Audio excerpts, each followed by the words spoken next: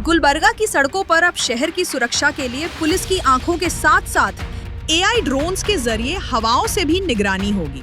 Police commissioner doctor Sharanappa SD IPS ने नए मिले निम्बल आई और NS-01 ड्रोन्स का परफॉर्मेंस टेस्ट किया, जहां इन ड्रोन्स की स्पीड, रेंज और क्लैरिटी का जायजा लिया गया। ये एआई पावर्ड सर्वेलेंस ड्रोन्स अब शहर की पुलिस फोर्स का हिस्सा बन गए हैं। आपको बता दें कि कुछ दिन पहले होम मिनिस्टर डॉक्टर जी परमेश्वर और IT and BT, rural development and panchayat Raj minister Priyank खड़गे ने advanced AI surveillance drones officially Gulbarga के पुलिस कमिश्नर को हैंडओवर किए थे।